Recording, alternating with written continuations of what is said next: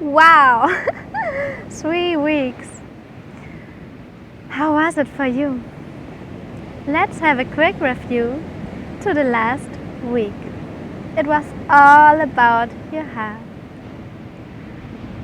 You breathed into your heart space. You made a heart scan and allowed the feeling to blossom. You invited self-love with a butterfly hug.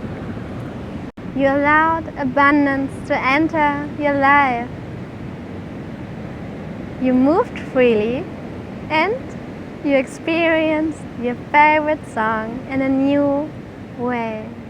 You used the power of simplicity, of one word, thank you. The attitude of gratitude. And you pushed yourself with a compliment and with energized water.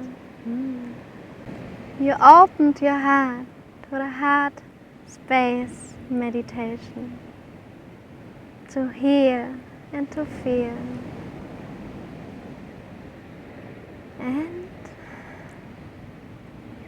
you invited the bliss breath to feel holiday for your heart deeply inside and to use it in the future. Invite your holiday for the heart every day.